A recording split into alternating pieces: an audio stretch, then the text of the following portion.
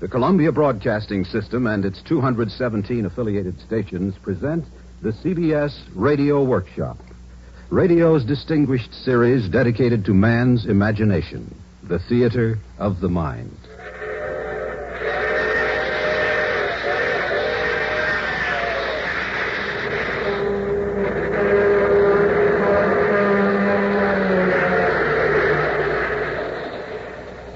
Tonight, for the first time on the air, a treatment of A.C. Spatorsky's current and sensational bestseller.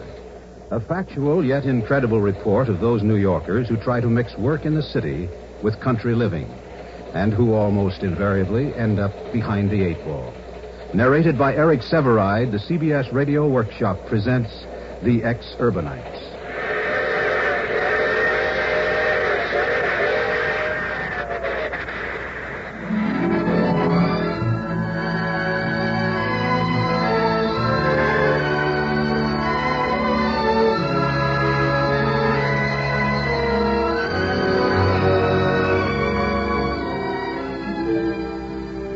This is Eric Severide. Since The Ex-Urbanites became a bestseller, it has been called terrifying, hilarious, penetrating, savage. What you will call it depends entirely on you. But you can be sure of this. Whoever you are, wherever you live, The Ex-Urbanites will strike home to you. Because it's the account of the men who publish your magazines, who hold sway over your radio and television programs, who shape your buying habits in their advertising agencies. Every day of your life, they encourage you to tremendous dreams because they themselves earn their rich living by dreaming tremendously.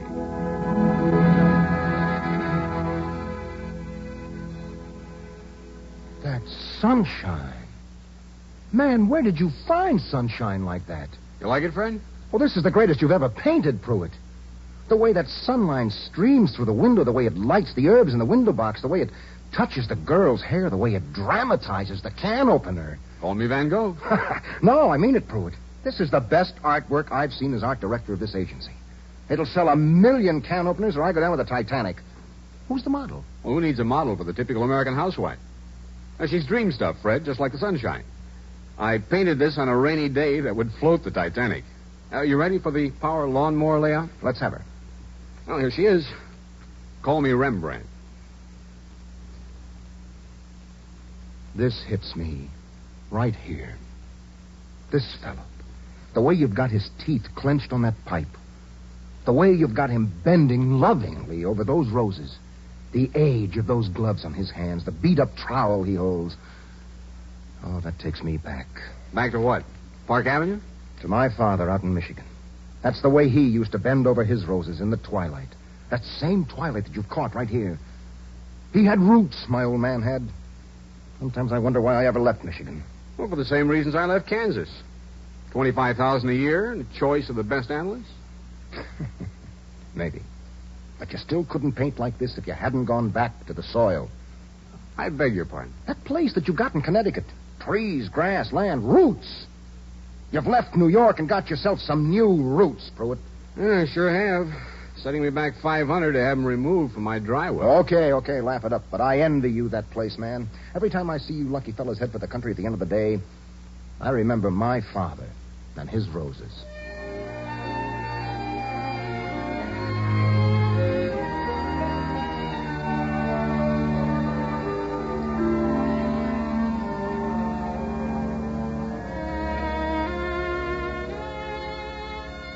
Some ex-urbanites have a highly developed talent for remembering events that have never occurred. But Fred Northshield had a father in Michigan who gardened at twilight. Now, as an advertising agency art director, his dreams were of a vice presidency. But that night in his spacious, comfortable, beautifully decorated Manhattan apartment, the dreams he had helped to dream for millions of American consumers suddenly took over. He was on the verge of becoming an ex-urbanite. Liz, where's the bottle opener? Right here, on the wall. That thing is a bottle opener? The Magic Handy Open-All. Your agency ran a campaign that sold 2 million in 3 weeks. Well, how could I see it? There's no sunlight falling on it. Not right now. No, it's a cloudy night. Well, this kitchen has no sunlight even when there is sunlight. Every kitchen ought to have sunlight. Sunlight and herbs. Herbs? There's not a single darned herb in the window box. Well, actually, there isn't a window box. Every kitchen needs a window box with herbs. Just the most important ones, of course. But what you really need is a whole herb garden. You put them just this side of the roses. I go a little easy on the highballs, dear. It's only 8 o'clock, and the bakers are coming over for bridge in a few minutes. The bakers. Not a root between them. I beg your pardon? They got no roots. We've got no roots. I see. Well, if it's roots you want and roses, I guess that means we'll have to move to the suburbs. Not them, Liz. Not the suburbs, house after house, just alike. I mean the real country. Out beyond the suburbs, and an hour from town by train. Grass, lots of it. Trees, all you want. Air, all you want of that. How about it, Liz? Well, I suppose we could look at least. I knew you'd be for it. Liz, it'll be the greatest thing we ever did.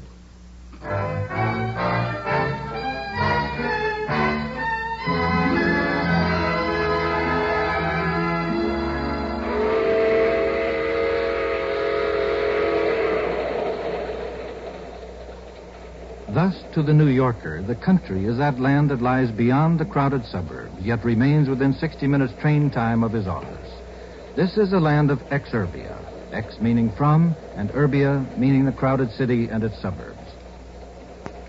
In going to ex-urbia, he will find it already filled with men like himself, who are gainfully employed in the field of communications, radio, television, commercial art, magazine publishing, public relations, and the theater. In no other field is there more fantastic competition. They deal in ideas, and ideas alone. Tomorrow, someone may have a better idea. Tomorrow, they may suddenly find they are barren of ideas. They will be without a job.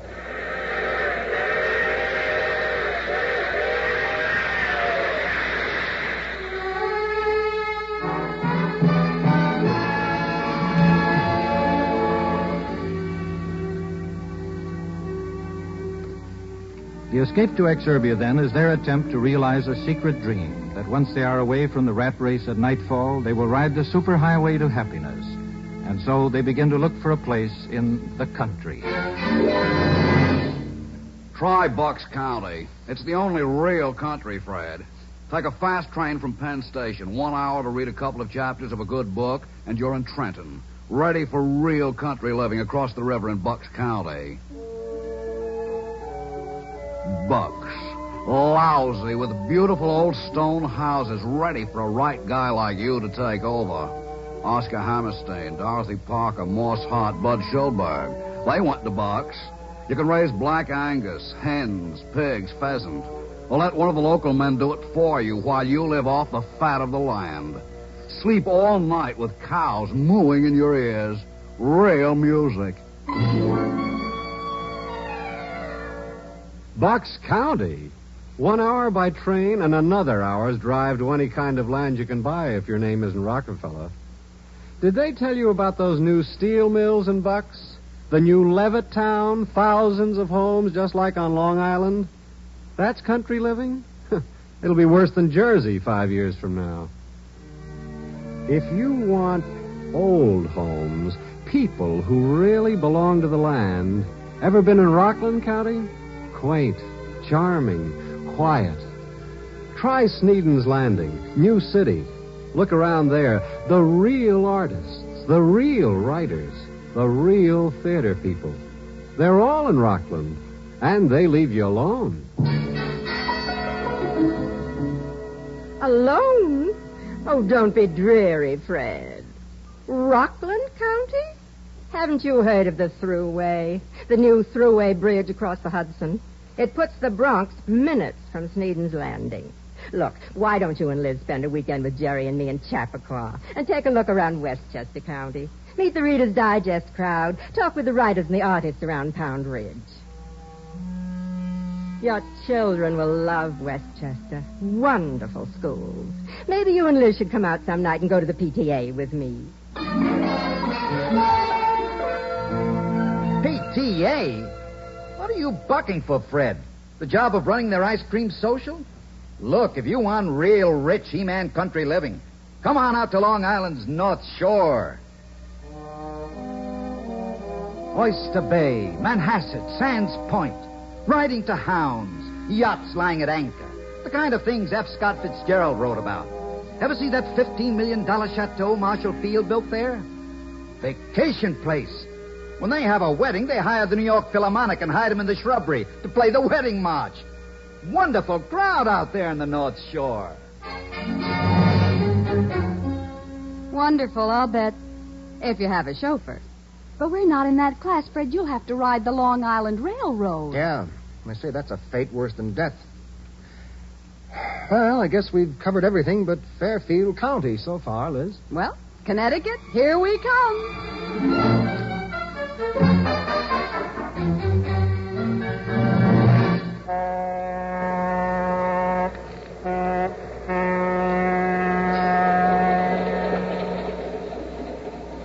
In considering a move to the Ex-Urbs, it is inevitable that the departing New Yorker gives strong consideration to Fairfield County, Connecticut.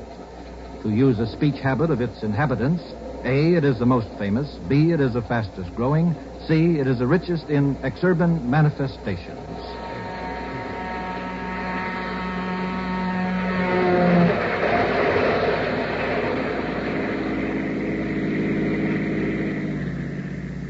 I suppose you already know a lot of people already living here in Fairfield, Mr. Northfield. Oh, yes, Mr. Barnum. Several men in our agency live out here. Now, I'm going to show you folks a beautiful house just put on the market. 9 rooms, 3 baths, and 12 coach lamps. Coach lamps? Oh, everybody in Fairfield County has coach lamps, Mrs. Northfield. This place even has 2 besides the outdoor barbecue. You realize what that means, Liz? We can cook our steaks outdoors every evening. What kind of heat does this place have, Mr. Barnum? Heat? 4 fireplaces, 4 beautiful fireplaces, and a whole acre of old trees you can cut up for firewood. What about a furnace or something? A furnace? I never thought to ask about that. We're busy out here in Fairfield. I suppose you know we've just about trebled our population in the last few years.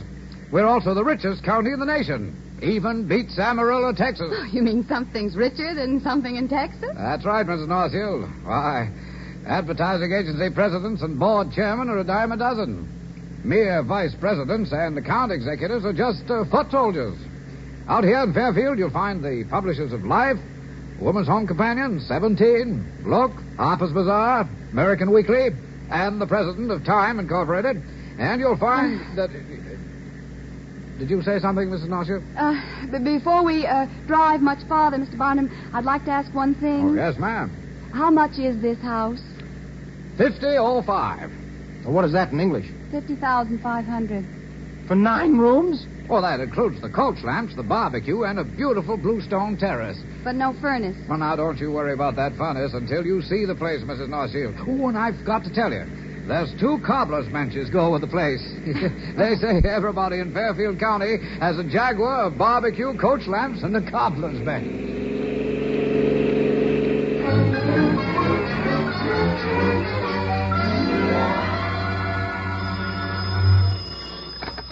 Hello? Oh, Liz, Fred, listen, it's ours. The old lady met our counter offer at $49, and Barnum wants to see us about arranging the mortgage tomorrow. Which house is this? The first one we looked at. Oh, yes, the one that needs a furnace and a new leg on the second cobbler's bench. Oh, come off of it. Aren't you excited? Of course, dear. By the way, do we get a free timetable with a mortgage? What about the timetable? Well, Marge Holt used to live in that section, and she says that you'll have to rise and shine at 7 a.m. to dress, have breakfast, and drive to the 15 miles to the station to catch the 8:15.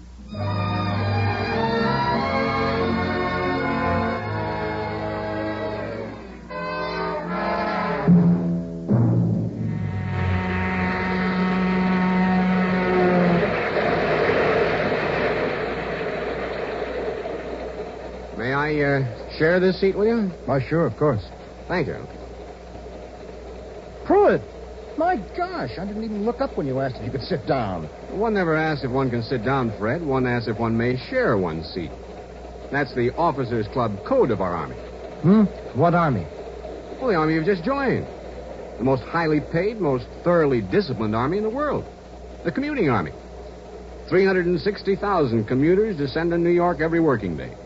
Their reveille, the alarm clock. It wakes them at dawn, sends them out into rain, sleet, snow, and the fogs of hangover in their second car.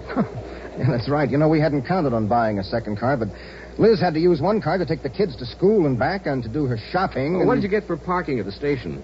Jeep? Jaguar? Station wagon? What difference does it make? Well, Fred, it's very important for a man who wants to become a vice president. Are you kidding? Well, a man in your position, the car you drive to the station testifies to your sensitivity to what is expected of you. Well, a Jaguar denotes class, yes, but a Jeep presumes that your wife is using the Cadillac to take the kids to school in. That car and your associates on the train can make or break you. Pruitt, are you drunk this morning? You're talking like a crazy man. Well, you'll see about the associates. For example, Fred, those two presidents of big agencies who get on at your station, you speak to them, of course. Well, I nod. Well, you're learning. Nod, but never speak unless spoken to. You haven't jostled them getting onto the train. No. Well, you are learning. Well, one of them may need a vice president 6 months from now. He may start speaking to you on the station platform, if you haven't jostled. Until then, merely nod, never speak. An agency president is one of the brass. You're not even a VP yet. You're still one of the foot soldiers. Now, listen, Pruitt, you know... Grand Central. Well, goodbye, Fred. No, say, wait, I'll walk through the station with you. I better not. The candidate for vice president is known by the company he keeps. I'm a mere freelance artist dependent on you for work. I could be court-martialed for jostling. Grand Central. Grand Central.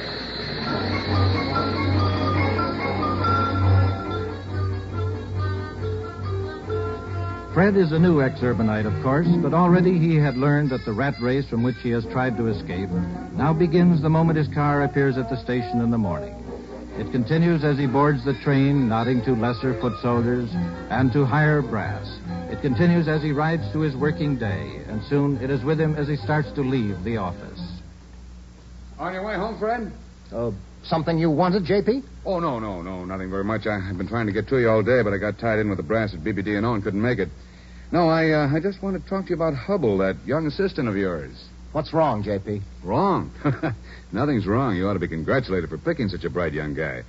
He was around last night after most of the shop had gone home, and he and Dorfmeyer and I got to polishing some ideas. Oh, why didn't you call me in? Well, we looked for you, but you'd gone and catch the train already. Well, I'd been glad to stay. Well, don't worry about it, Fred. I can give you all that in a memo, but, you know, it seems to me we need a fresh slant on things.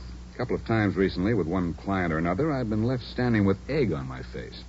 I wonder if we don't have an awful lot of fat around here. We've got spear holders that haven't had their tails kicked in years. You know, if we're going places with the chief's new program for increased billings, we've got to get some new blood, like Hubble. Real hot guys. Young, aggressive. Fact is, I've been thinking of one young fellow who's over at McCann right now. He, well, I'll sum this up in a memo, and we'll wax our skis together some morning. You better hurry and catch your train.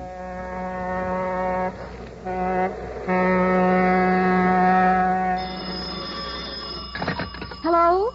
Liz, I won't be home for dinner tonight. Something wrong, Fred? We've got to wax our skis.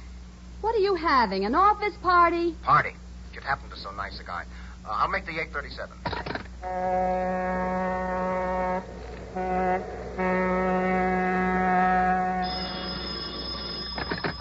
Yes. Liz, I'm in Bridgeport. Bridgeport? I fell asleep on the 8:37. Now, look, Liz, don't be sore. I'll catch the 10:03 back from Bridgeport, and I'll drive home at once.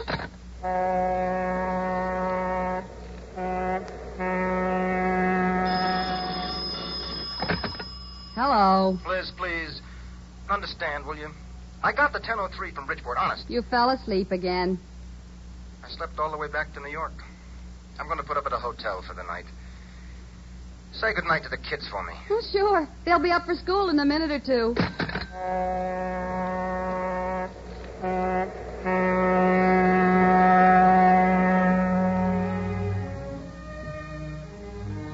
If Liz seems something less than the sweetheart of Sigma Chi, consider the case for her and her sisters of Ex-Urbia.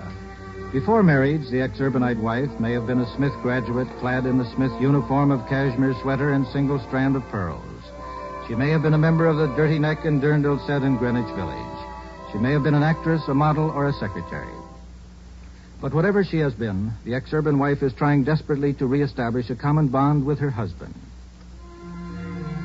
She has moved from a small, easily maintained city apartment near stores and people to the ex-urbs, where she has 8 rooms as a half-mile distant from the nearest adult during the daylight hours, and must drive 5 to 10 miles to the nearest store. It is she who first realizes how tenuous, how limited his dream has become, even when he earns $25,000 a year. How does it happen that they spend at least $2,000 more than they receive? Federal and New York state income taxes, $5,000 this year, please. New York state tax? We live in Connecticut. Well, your husband earns his salary in New York State, ma'am. Doesn't matter where you live. $5,000, please. Thank you, ma'am. Just be glad New York City doesn't tax you commuters. They're considering it, you know. $2,500 a year, Miss Norstein. And Saturday's all day off, Sunday's all day off, and Thursday afternoons off. Well, that's a lot of money, Hilda.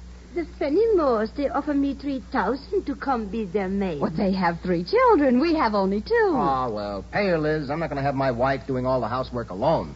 You got to keep up appearances, too. Yeah, Mr. Northfield. That is $2,500, please. Thank you. Summer camp for me and Penny, $500 apiece, please. Dancing lessons, me and Penny, $200 apiece, please. Sailing lessons, me, $100. Tennis lessons, Penny, $150. Total, $1,450, please. Thank you, Mom.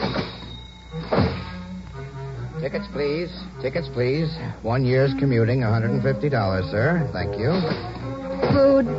$3,500. Insurance. $1,000. Not enough. Clothes for wife, self, and family. $2,150, including 1 sheared beaver. I hadn't had a new coat in 2 years, and I could ask for mink. New York expenses, lunches, cigarettes, taxis, $2,000. Plumbing repairs, window repairs, roof repairs, heat, light, all the things our rent used to pay the landlord for doing. Christmas presents, upkeep on 2 cars, upkeep on grounds around the house. Say, Mr. Northfield, you interested in them roses now? Roses? What roses? The first day you and the missus moved in, you was talking about coming home and working with your roses. You bought a trowel. How can I take care of roses with my front yard solid with crabgrass? How can I think about trowels when you're charging me $200 after that last hurricane washed my driveway a quarter mile down the highway? Oh, all right. Fred, no. You can't spend any more. You've already spent a total of $27,500 in a year. I don't know, Liz. I don't know. Maybe I'll get a vice presidency and a fat increase. Maybe your mother will die and leave us something. We're bound to break even sometime.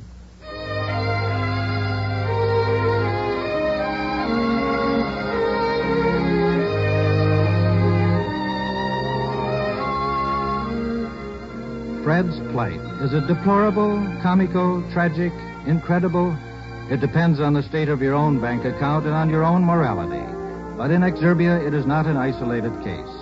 As a general rule, whether he lives in Bucks, Rockland, Westchester, or Fairfield County, or on Long Island, the ex-urbanite consumer indomitably spends far more than he can earn. An ex-urban lawyer, himself a counselor on tax and investment matters to other ex-urbanites, estimates that around the time the high-spending ex-urbanite makes $60,000 a year, he is beginning to make ends meet. Until then, it's murder. Why doesn't he get out, quit, move to another place, give up the rat race? I'll tell you why. Anywhere else you live in these United States, it's a matter of keeping up with the Joneses. Where we live, you've got to keep ahead of the Joneses. It's we who set the styles, mold the fashions, dream the dreams for the rest of the country. What we do this week will be done a few months from now in Lake Forest, in Santa Barbara, and on Philadelphia's main line. What we decree and talk about in our magazines will be picked up and talked about in Grosse Pointe and Seawickley and Beverly Hills. A month from now, 1 million matrons will be trying the 8-day wonder diet dreamed up by an ex-urbanite woman on the 815. An ex-urbanite woman with a natural size 10 waist. Several millions more will be quoting the editorial in Life. Teenagers from coast to coast will try to look like the girl on the cover of Mademoiselle. The man in the Hathaway shirt. The man from Schweppes. The jingle that put the words, "Don't be half safe," to the tune of the Volga Boatman. They all were dreamed up on the 815 and its counterparts. There isn't an advertising man, a writer, an artist, an actor, photographer. There isn't anybody in the United States with ideas who wouldn't give his shirt to crack New York.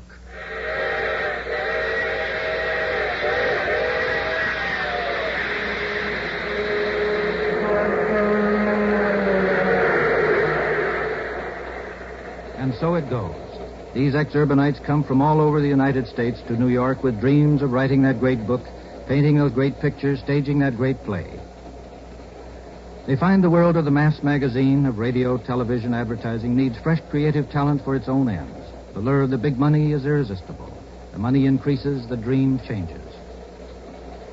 Caught in the mesh of symbols which they purvey to the rest of the nation, the country home, the foreign car, the neatly tailored lawn, the power lawnmower, they become ex-urbanites seeking to escape from one rat race only to find themselves in another. A few give up and paint those pictures or write that novel. Some even return to Manhattan where the landlord fixes a leak on the roof. The rest remain, their dreams limited by money, train schedules, and sheer physical fatigue.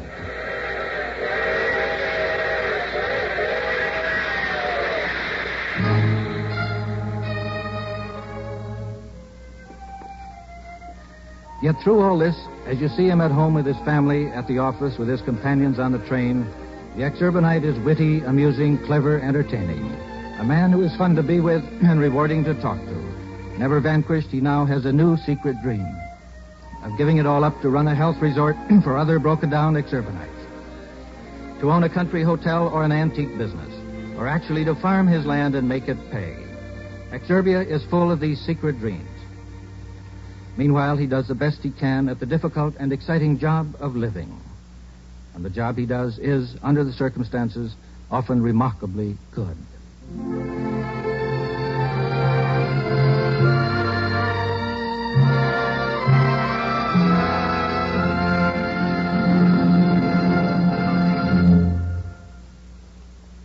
You have been listening to The Ex-Urbanites, a special treatment of A.C. Spektorsky's report on New Yorkers in the communications field.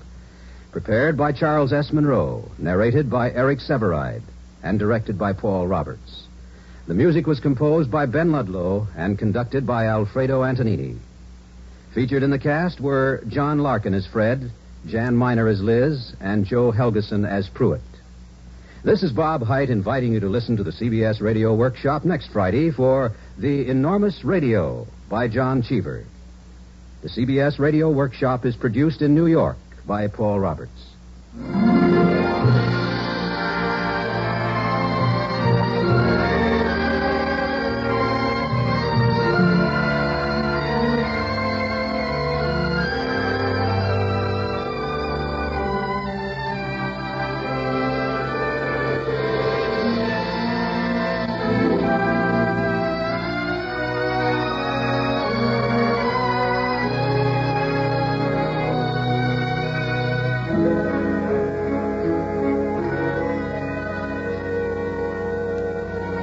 Stay tuned for 5 minutes of the latest CBS News.